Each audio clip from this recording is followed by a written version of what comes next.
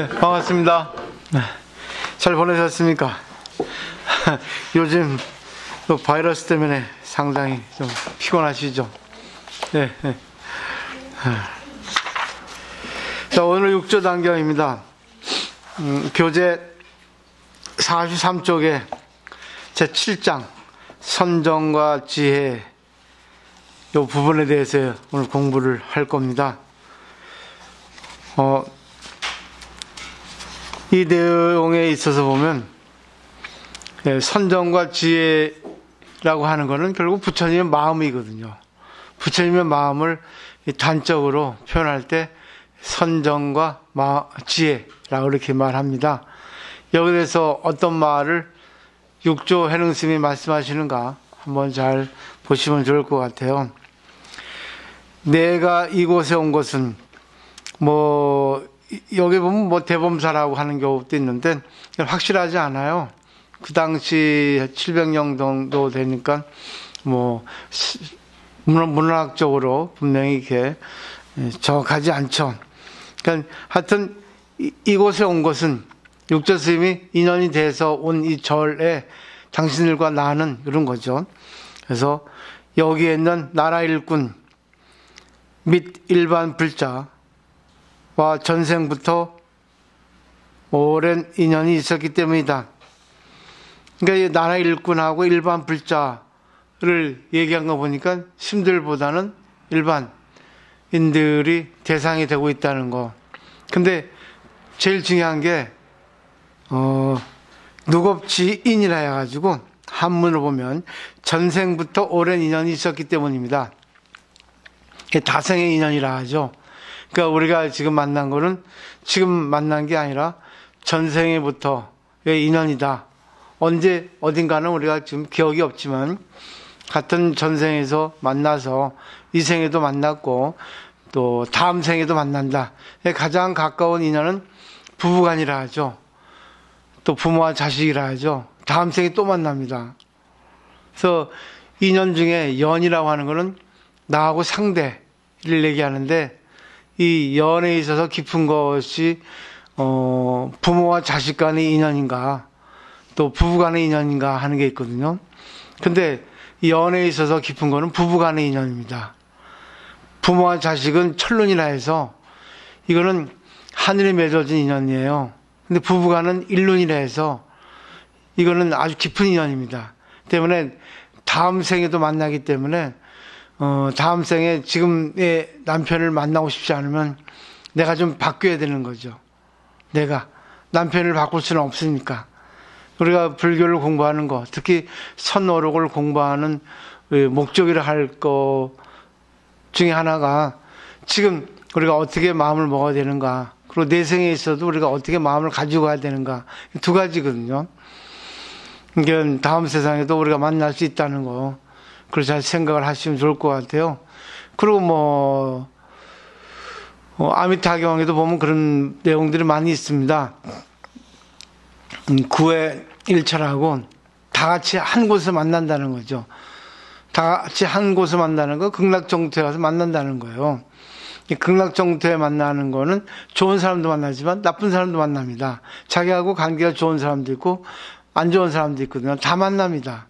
그렇기 때문에 이 생에서 끝이 아니에요. 죽으면 끝이 다는 게 아닙니다.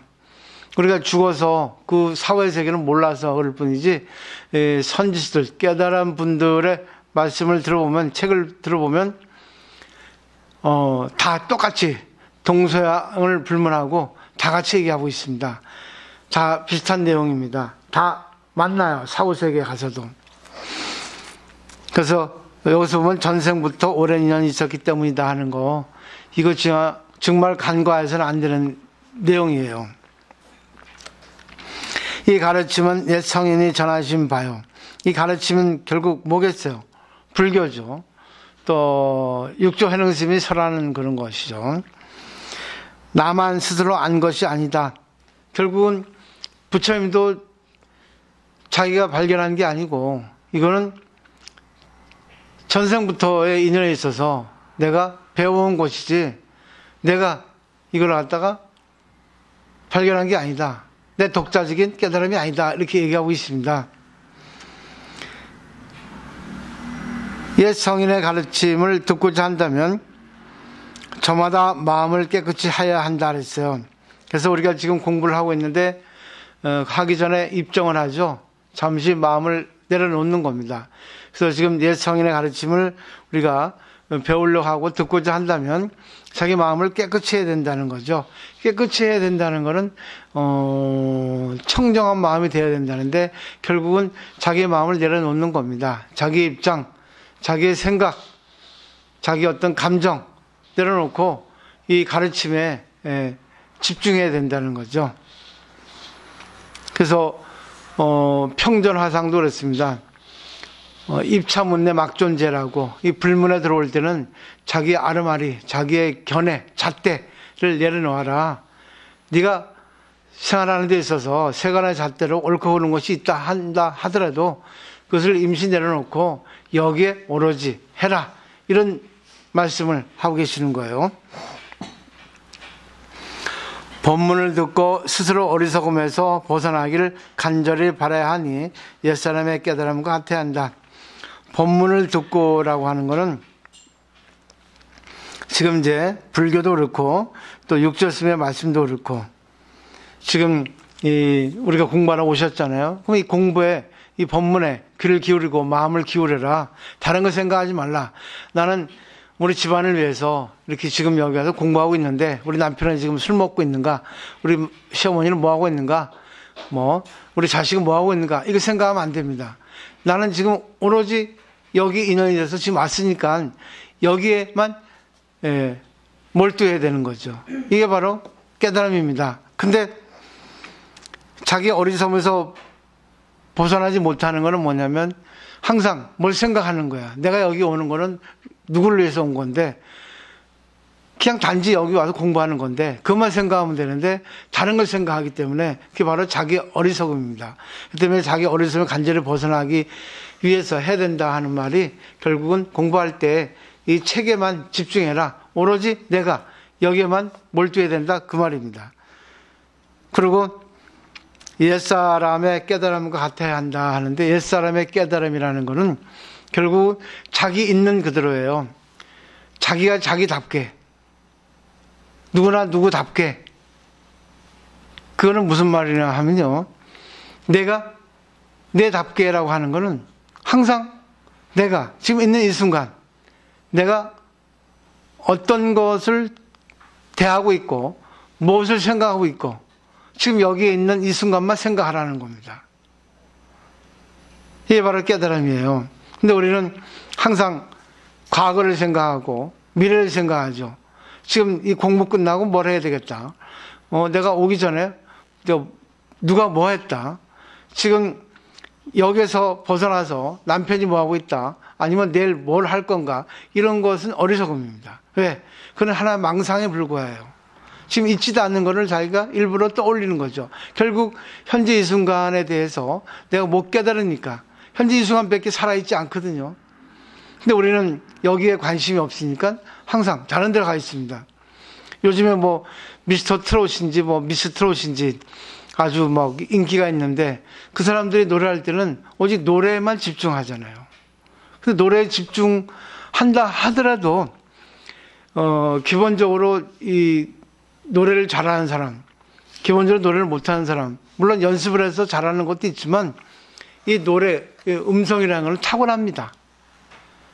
타고난 사람을 이길 수는 없습니다. 아무리 연습을 하더라도. 내가 아무리 열심히 해도 안 되는 건 안 돼요. 열심히 해도 되는 건 됩니다. 그 때문에 오직 이 순간 내가 지금 하고 있는 이것에 몰두할 때 이 바로 깨달음이에요. 그 다음에 볼까요? 이 다음부터는 해능대사가 법을 설하는 내용인데 말을 바꾼다고 돼 있어요. 원문에는. 그러니까 말하자면 화제를 돌린다, 말을 돌린다 이런 뜻으로 원문에는 돼 있습니다. 한문 원문에는. 선 지식들이요. 항상 임재심이 아니죠. 육조해능심은 선지식들이라고 부르고 있습니다. 결국은 깨달은 사람이나 깨닫지 못한 사람이나 다 자기 이외의 사람들은 스승이거든요. 선지식이거든요.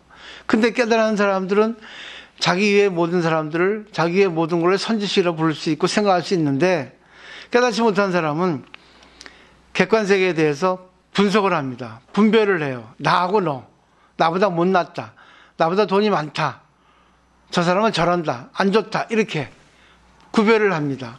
그렇기 때문에 자기에게 있어서 좋은 사람은 좋은 사람이지만 안 좋은 사람은 안 좋은 사람이에요. 구분해서 상대의 어떤 존재가 성립되는 겁니다.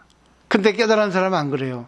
상대가 좋든 나쁘든, 나에게 이익을 주든 이익을 주지 않든 간에 관계없이 나에게는 큰 스승이에요. 나에게 뭔가를 배워준다, 가르쳐준다, 뭔가를 일깨워준다, 그런 선지식이라고 이렇게 눈에 비춰지는 겁니다. 공부한 사람들은 항상 그래요. 선지식들이요, 깨달음으로 드러나는 반야지혜는 세상 사람들이 저마다 본디 갖고 있는 것이지만 마음이 어리석어 스스로 깨닫지 못하고 있을 뿐이다 했죠. 깨달음으로 드러나는 반야지혜, 우리 반야신경 배웠죠? 깨달음으로 드러나는 반야지혜입니다. 결국 반야신경의 모두에 보면 관자재 보살이 행심 반야 바람일다시 조교놓은 개공도 일체고액이에요. 반야 바람일다를 심오한 아주 반야 바람일다를, 육바람일다를 아주 계속 오래 완숙하게 했을 때, 행할 때, 그때 공이라는 것을 깨닫는 겁니다. 그 공이라는 거하고 반야지혜하고 같은 말이에요. 틀린 게 없습니다.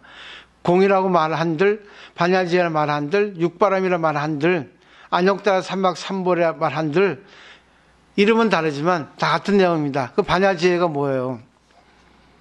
반야지혜, 반야는 인도 말이고 지혜는 중국 말입니다. 반야는 뿌라 주냐, 또 팠냐라고 하는 인도 말인데 그를 중국말로 번역하니까 지혜입니다. 그래서 반야지혜는 합성어입니다. 중국말, 인도말 합성어예요. 반야라고 쓰기도 하고 지혜라고 쓰기도 하고 또 같이 합해서 반야지혜라고 쓰기도 합니다. 그럼 반야지혜는 뭐냐면 차별지혜입니다. 차별평등, 나하고 상대하고 다르다, 이거를 아는 것이 하나고, 그렇지만 나하고 상대는 같다, 이것을 아는 것이 또 하나입니다. 이거를 제대로 아는 것이 반야지혜입니다. 우리 인간은 똑같이 인간이죠. 누구나 다 불성을 갖고 있죠. 근데 똑같은 인간인데 저 사람은 키가 크고 저 사람은 날씬하고 저 사람은 약간 몸이 아프고 저 사람은 몸이 건강하고 저 사람은 키가 작고 저 사람은 돈이 많고 저 사람은 돈이 없고 저 사람은 남편이 누구고 또 누구고, 이렇게 구별하는 것이 지혜의 지입니다. 지혜의 해는 그렇지만 저 사람도 인간이고 나도 인간이다. 그리고 저 사람도 똑같은 불성을 갖고 있고 나도 갖고 있고, 그렇지만 저 사람은 성격이 빠르고 급하고 나는 성격이 느긋하다, 나는 성격이 부드럽고 저 사람은 성격이 까칠하다. 이렇게 항상 같고 다른 것을 아는 것이 지혜라는 겁니다. 그 반야지혜, 이 말은 지혜는 이론적인 거고 반야는 실천해서 이것이 지혜구나, 이것이 저 사람과 나하고 같고 다른 점을 아는 거구나, 이것이 바로 반야라고 이렇게 얘기할 수 있습니다. 억지로 분석해서 말하면 그렇습니다. 근데 깨달음으로 드러나는 반야지혜라고 하는 것은 뭐냐면 결국 내 마음이 아무런 생각이 없을 때예요. 그거를 어떤 고승은 이렇게 비유를 했습니다. 개구리 있죠, 개구리. 우리가 좌선을 할 때는 앉아 있습니다. 보다는 지금 앉아 계시죠. 똑같이 개구리도 앉아 있어요. 근데 개구리는 우리하고 똑같이 앉아 있는데 우리 생각하고 다릅니다. 개구리는 앉아 있지만 눈을 뜨고 있고, 그리고 아무런 생각이 없는데 먹이가 오면 먹이를 채서 먹고, 또 자기에게 번거로운 게 오면 찡그리고 뛰어 도망갑니다. 그리고 그때 상황 따라서 개구리는 자기가 그때그때 맞게 행동을 취합니다. 근데 우리는 좌선을 하고 있거나 또 지금 이렇게 앉아 있지만 머리는 온갖 잡생각이 많습니다. 공부에 집중하는 게 아니라 공부에 집중하는 것 같으면서도 또 한 머리에서는 다른 생각합니다.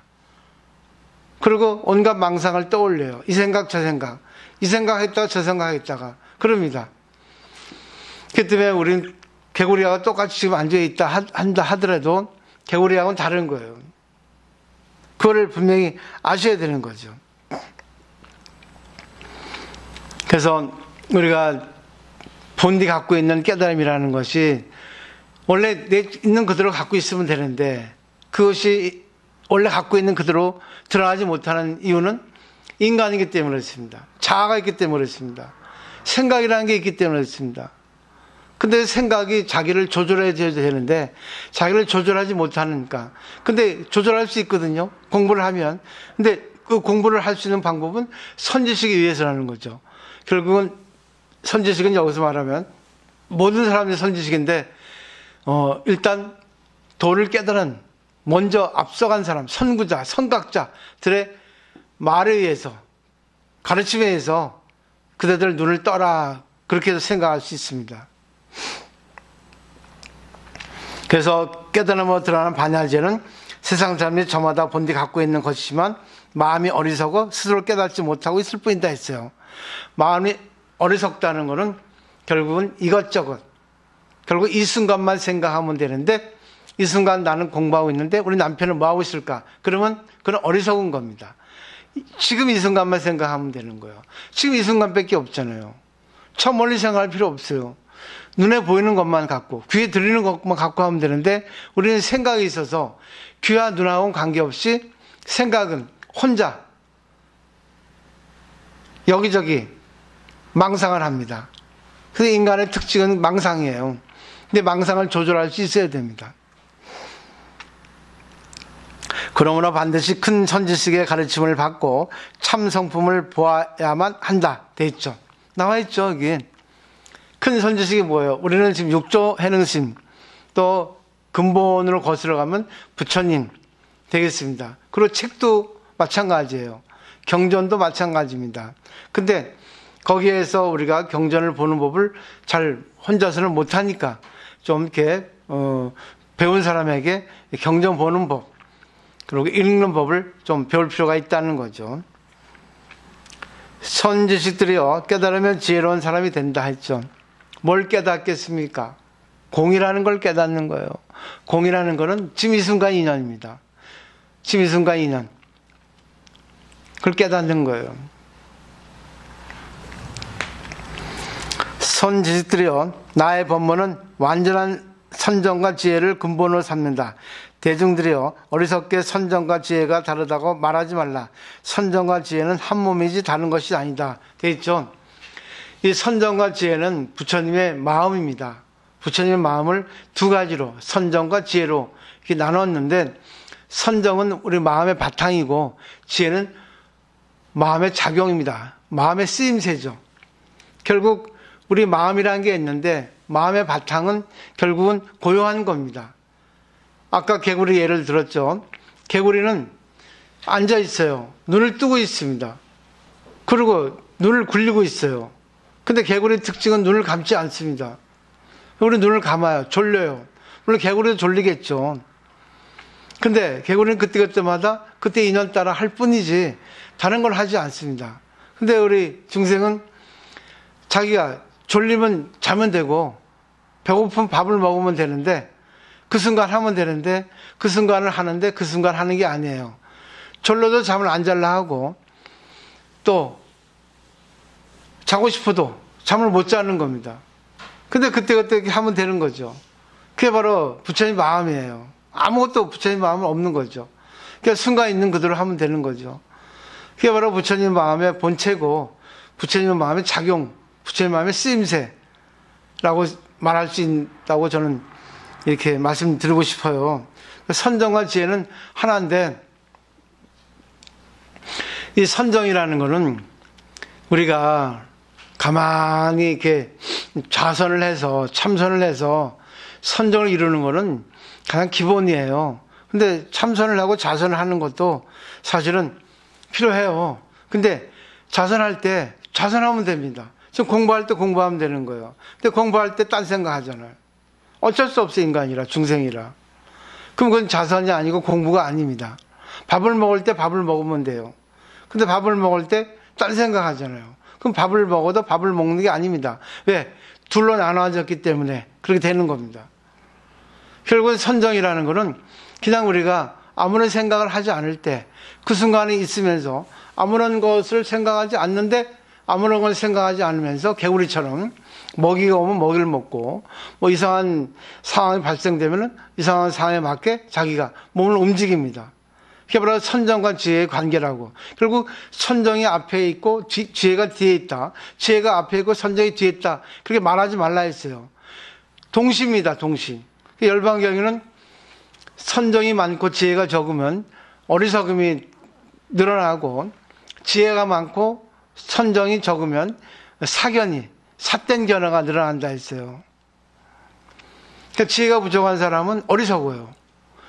지혜가 많은 사람은 견해가 너무 많습니다. 그러니까 선정과 지혜가 균등하게 있어야 된다 해서 우리나라 보조국사도 정의 쌍수, 선정과 지혜를 같이 닦아야 된다. 결국은 잘 공부를 하면은 선정이 지혜가 되고 지혜가 선정이 되거든요. 둘이 아니거든요. 하나거든요. 둘이면서 하나가 되는 겁니다. 남편과 아내가 둘이면서 하나가 되는 거는 남편은 남편 일, 아내는 아내 일. 이렇게 가정과 지혜. 그 다음에 이제 다음 페이지 넘겨보죠.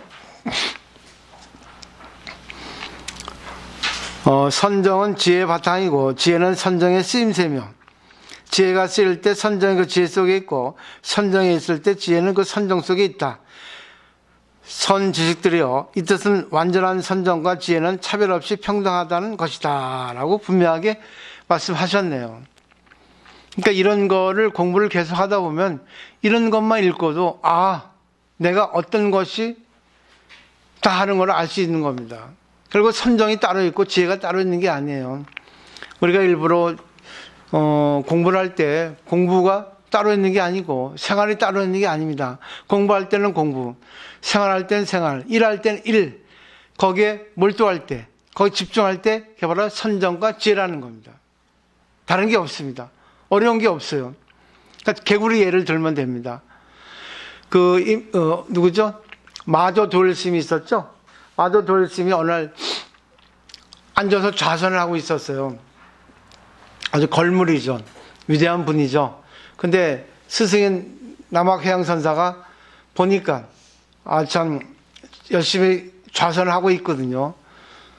근데 옆에 가서 물어봤습니다. 좌선을 못하라 하는가 하니까 마조 스님이 그랬어요. 저는 좌선에서 깨달아서 부처가 되려 합니다 했어요.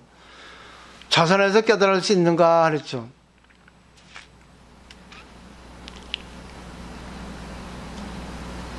그리고 그 다음에 기아장을 가져와서 마조 스님 좌선하는데 옆에 앉아서 기아장을 갑니다.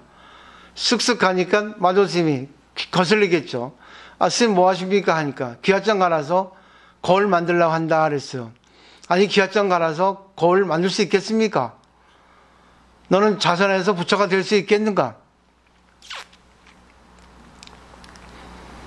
그럼 어떻게 하면 됩니까 하니까 소가 멍에를 메고 수레를 끌고 가는데 수레가 가지 않으면 소를 때려오른가 수레를 때려오른가 이렇게 말했어요. 거기까지가 끝입니다. 좌선해서 부처가 될 수 있겠습니까? 좌선해서 부처가 된다면 개구리도 부처가 될 겁니다. 개구리는 매일 좌선하고 있으니까. 그렇죠? 여기서의 좌선은 우리가 일부러 어떤 시간을 내서 뭐 선정에 들어가려고 일부러 하는 게 좌선이 아닙니다. 그것도 좌선이지만 일할 땐 일이 좌선이고 밥 먹을 땐 밥 먹는 게 좌선이고 잠잘 땐 잠자는 게 좌선이에요. 결국 잠자는 것과 하나가 되면 일하는 것과 하나가 되는 게 좌선입니다. 결국 좌선은 좌선 그 자체로가 좌선이에요. 좌선에서 뭘 얻으려 하는 것 자체는 좌선이 아니라는 거죠. 결국 우리가 잘 보십시오. 내가 어떤 일과 마주하고 있습니다. 근데 일에 문제가 생겼어요.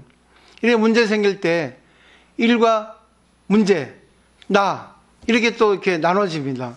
그럼 어떻게 해야 될까요?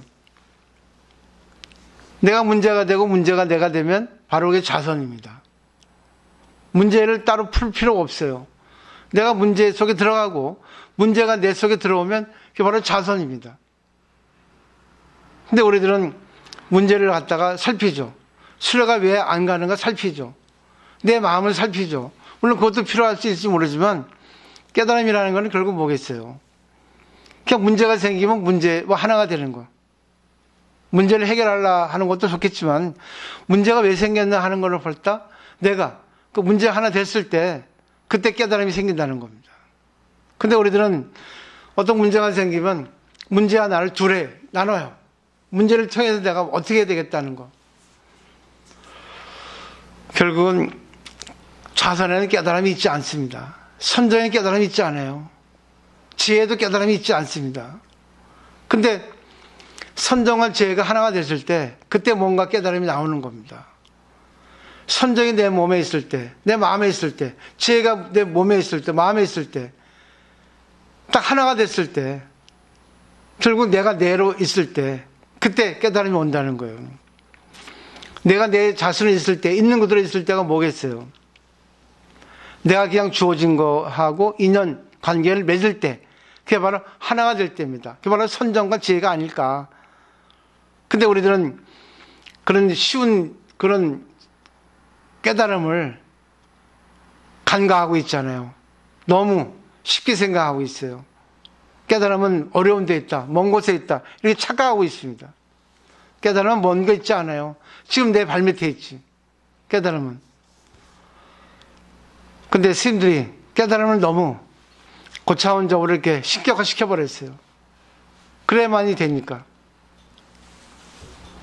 깨달음은 내 마음에 있거든요.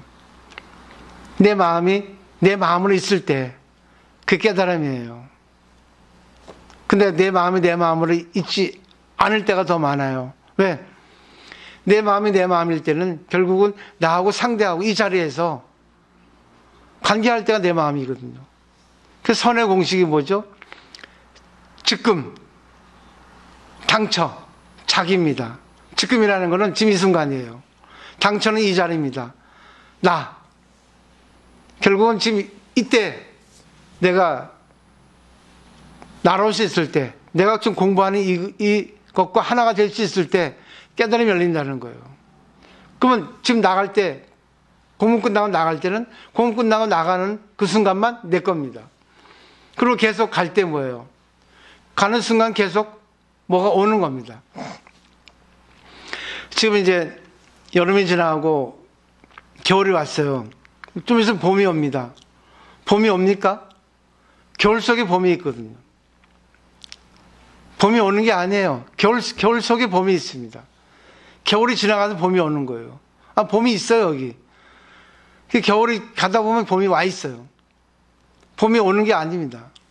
물론 시간은 미래에서 오고 과거에도 오지만 결국 이 순간에 모든 게 다 오게 돼 있다고요. 이 순간만 계속 점점점점 가다 보면 봄이 와 있고, 또 지금 공부가 끝나 있고, 아, 내가 집에 가고 있고, 그 집에 와 있고 그런 겁니다.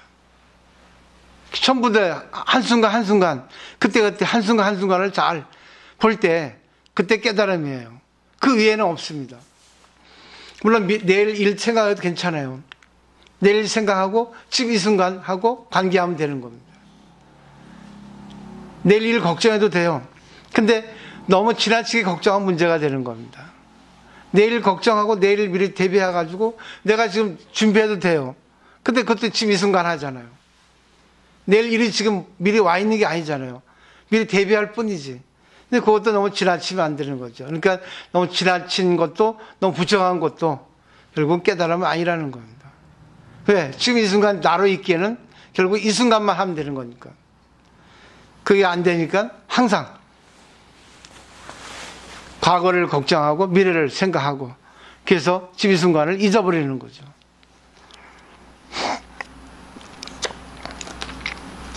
그 다음에 보죠. 두 번째 단락. 도를 배우는 사람이 어리석음을 내어 먼저 선정이 있고 나중에 지혜가 생긴다거나 우선 지혜가 있고 뒤에 선정을 이룬다고 하면서 선정과 지혜를 제각기 다른 것이라고 말하지 말라. 이런 견해는 법에 두 가지 모습이 있다고 생각하는 것이다. 결국 선정은 옛날부터 내 마음을 갖다가 비우자 하면 선정이 안 됩니다. 물론 그것도 기본적으로 초심자, 초학자에게는 필요해요. 근데 마음을 비우자 하면 마음을 비우자는 것에 집착이 됩니다. 선정이 될 수가 없습니다. 근데 내가 마음을 비우자 하지 않아도 그냥 가만히 마음을 내려놓으면, 예를 들면 그래요. 내가 지금 공부를 하고 있는데 나쁜 일 생각하지 못합니다. 공부를 하고 있는데 딴 생각하면 공부를 못합니다. 우리가 내가 착한 일을 해야겠다 생각하면 나쁜 일을 못하게 돼 있어요. 그렇기 때문에 우리가 계를 지키자, 좋은 일 하자, 착한 일 하자, 나쁜 일 하면 안 된다, 욕을 하면 안 된다, 남을 비방하면 안 된다 하다 보면 나쁜 일 못하게 됩니다. 이것도 방법이에요. 그러다 보면 마음이 편해져요. 선정도 마찬가지입니다. 그냥 가만히 내려놓고 나는 내 마음을 못 내려놓고 오로지 다른 거 생각하지 말자. 오직 나는 내 지금 갖고 있는 거, 지금 내가 이 순간에 있는 것만 생각하자. 그러면 선정이 저절로 돼버려요. 개구리처럼. 일할 때도 마찬가지죠. 일을 한다고 하지만 일을 한다고 하면서 일하는 것 같지 않지 일을 하잖아요. 그러면 일에 몰두하잖아요. 일에 몰두할 때는, 몰두한다고 생각하지 않고 몰두할 때는 결국 일에 몰두할 때입니다. 일에 몰두할 때는 다른 거 못해요. 일이 바쁜데, 일이 급한데 어떤 다른 걸 하겠습니까? 전화 못 받습니다. 중요한 것 같으면. 이게 바로 내가 내 있는 그대로 있는 겁니다. 근데 우리는 망상이 있죠. 왜? 지금 앞에 있는 것이 비교분별해서 나한테는 소중하지 않다. 저게 잘못되어 있다. 결국에 선정이 안 되는 거예요. 물론 그것도 필요할지 몰라요. 그렇지만 거기에 집착하면 안 되는 겁니다. 그래서 여기 더 알기 쉽게 설명을 한다면, 선정지혜는 육바라밀 안에 5번째, 6번째 있습니다. 육바라밀 첫 번째 보시, 지계, 인욕, 정진, 선정, 지혜입니다. 보시가 왜 앞에 나와 있겠어요? 그러니까 선정을 하려면 남을 생각하면 되는 거예요. 남을 위해서 걱정해주고 남을 위해서 내가 살고 있다 생각하면 선정은 저절로 됩니다. 계율을 지킨다고 생각할 때 나쁜 일 안 한다 생각하죠. 나쁜 일 하면 안 된다 생각하면 나쁜 일 안 하게 됩니다. 나쁜 일 하면 안 된다 생각하는데 나쁜 일 하면 안 된다 생각하는 게 잊어버려지니까 나쁜 일 하게 되는 겁니다. 상속식을 끊어버리면 돼요. 상속식은 뭐죠? 자기가 가장 중요한 거를 상속시키는 거예요. 가장 중요한 게 뭐겠어요? 내가 밥을 먹어야지 하면 밥을 먹습니다. 내가 저 사람을 갈궈야지 하면 갈굽니다. 근데 상속식, 계속 갈군다고 하는 생각이 끊어졌을 때 갈군다는 생각이 없어져요. 그때 선정이 들어갑니다. 결국 남을 위하는 생각이 먼저 있으면 선정은 저절로 돼요. 그리고 지혜는 저절로 나오게 돼 있어요. 그래서 육바람을 할 때 선정지혜 해서 6가지로 내세울 때 있는데, 선정지혜를 하나로 합쳐서 5도라고 할 때가 있습니다. 지관이라고 하는 말로 대신해서. 지는 선정이고 관은 지혜입니다. 그래서 육바람이를 갖다가 주사의 예를 들었죠. 주사의 정면은 보시입니다. 아니죠, 지혜죠. 육바람의 정면은 지혜입니다. 위에는 보시죠. 양쪽에는 지계, 인욕이죠. 뒤에는 뭐죠? 정진입니다. 밑바닥은 선정이죠. 그렇게 놓으면은 결국은 선정과 지혜는 하나입니다. 육바라밀도 하나인데 선정과 지혜는 더할 나위 없죠. 더 말할 필요가 없는 거죠.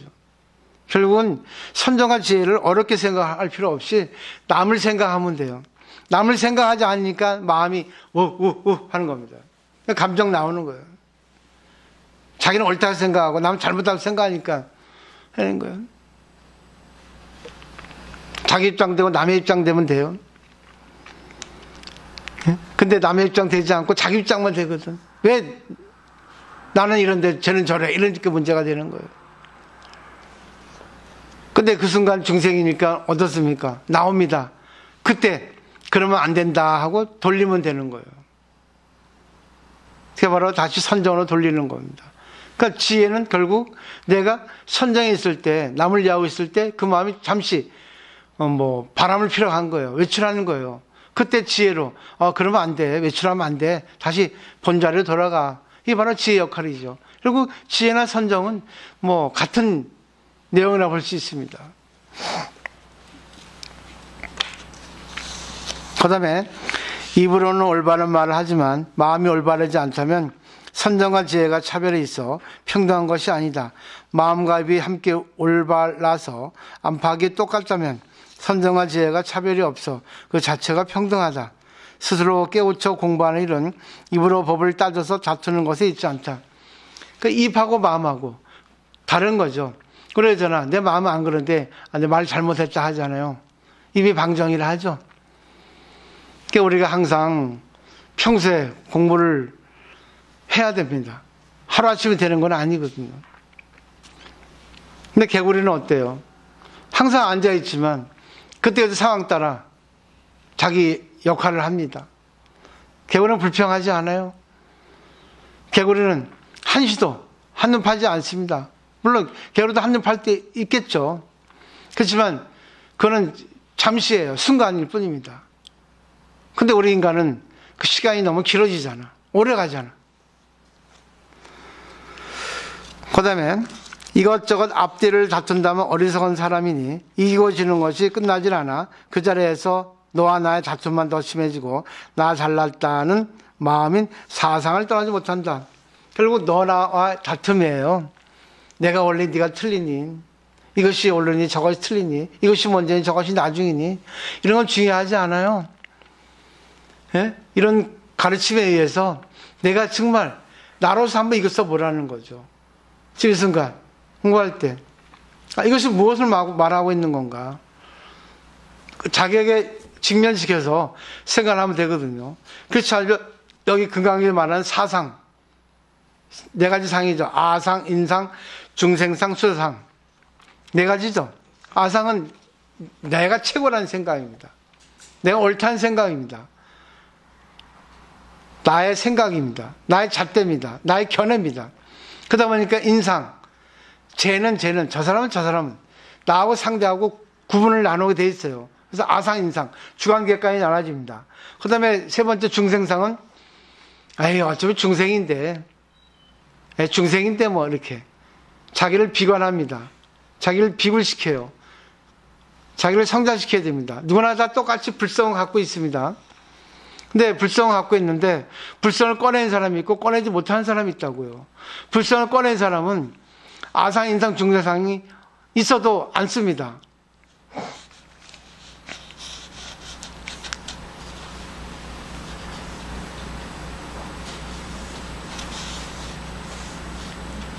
이게 깨달은 사람하고 깨닫지 못한 사람이에요. 깨달은 사람이라도 순간 또 어리석은 마음이 날 때 있어요. 그러니까 깨달은 스님들도 항상 늘 깨어 있습니다. 그래서 중국의 서암화상을 했어요. 스스로 혼자 매일 있으면서 주인공아 스스로에게 부르고 스스로가 네 답하고, 주인공아 네 남에게 속지 말라, 눈을 뜨고 있어라, 깨어 있어라. 항상 그렇게 자기를 갖다가 성찰했다는 겁니다. 깨어 있었어요. 결국 남에게 속지 말라는 것은 자기 자신에게, 자기 그 중생에게, 자기 번뇌, 자기 어리석음에 속지 말라는 얘기입니다. 그 자기 어리석음이 뭐겠어요? 남에게 휘둘리는 거죠. 자기가 지금 인연에 있는 것 말고 다른 것에 욕망을 드러내고 있는 거죠. 다른 거에 눈이 간다는 겁니다. 다른 거에 눈이 가더라도 거기에 걸리지 않으면 돼요. 거기에 물들지 않으면 그 깨달은 사람이거든요. 근데 이제 여기서 한 단계 나가면 남을 구제합니다. 그건 어려워요. 남을 구제하는 것까지 가기에는. 근데 걸리지만 않아도 되는데 우리 중생이니까 항상 걸리게 돼 있습니다. 걸릴 때 그때 남에게 속았잖아 이렇게 자기에게 얘기할 수 있는 사람은 깨달은 사람이에요. 내가 지금 남에게 걸려 있잖아. 쟤를 보고 내가 흉보고 있잖아. 쟤를 보고 지금 내가 뭐라 하고 있잖아. 나하고 상대하고 구분하고 있잖아. 이 할 때 깨달음이 오는 거예요. 깨달으면 어렵지 않다는 거 좀 생각을 해보시면 좋을 것 같아요. 항상 우리가 볼 때 상대 속에 내가 있고 내 속에 상대가 있다는 거 생각하시면 돼요. 그러니까 상대와 관계할 때 상대가 뭘 얘기하고 있는가, 뭘 바라고 있는가, 내가 그럼 어떻게 해줘야 되는가, 그게 바로 반야지혜입니다. 근데 우리들은 항상 계산을 하죠. 계산을 해도 상대와 나하고 똑같은 이익을 줘야 되는데 우리는 항상 자기 입장 먼저입니다. 자기를 손해보지 않으려고 해요. 그렇기 때문에 육바라밀에 보시가 먼저 있는 겁니다. 보시는 손해보는 겁니다. 손해보려 하지 않습니다. 이거 생각하시면 좋을 것 같아요. 오늘 여기까지만 하겠습니다.